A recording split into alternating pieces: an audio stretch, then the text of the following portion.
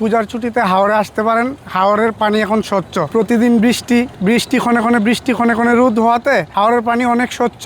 জাদুকাটা থেকে হচ্ছে মেঘালয়ের ভিউটা অনেক ভালো দেখা যায়। পূজার ছুটিতে দেখা যায় হাওড়ে সবসময় একটা প্রেশার থাকে, প্রচুর ট্যুরিস্টরা ঘুরতে আসে। তো আমাদের এই বছরও প্রস্তুতি নেওয়া আছে সম্পূর্ণ ট্যুরিস্টদেরকে সার্ভিস করার জন্য। মোটামুটি আমাদের 1 থেকে 150 house boat already fill up. সব মিলে হাওড়ে রেজিস্টার্ড বোট 175টা আছে। তো তার মধ্যে অলরেডি আমাদের 150 থেকে 160টা বোটের মতো ফিল আপ হয়ে গিয়েছে। শারদীয় দুর্গা উৎসব আসন্ন।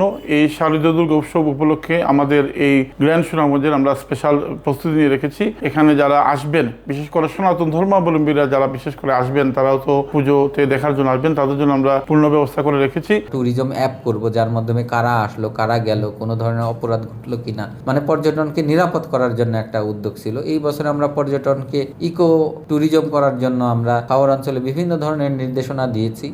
এই আমাদের ভাসমান যে ডাস্টবিন, এইটাও করা দরকার আছে। এইটাও আমরা এই বছর কথা বলছি যে আমরা শহরে ডাঙায় দেখি যে ডাস্টবিনটা খুব সলিড হয়, আমরা জালের ডাস্টবিন তৈরি করা যায় কিনা এইটার চিন্তা ভাবনা করতেছি। যে হাওড়ের নির্দিষ্ট নোডাল পয়েন্টে আমরা ওই ডাস্টবিনগুলো করে দেবো, যাতে প্লাস্টিকের কিংবা প্লাস্টিক জাতীয় পদার্থেরগুলো ওইখানে জমা রাখলে আমরা নির্দিষ্ট সময় পর পর ওইগুলো কালেক্ট করলাম।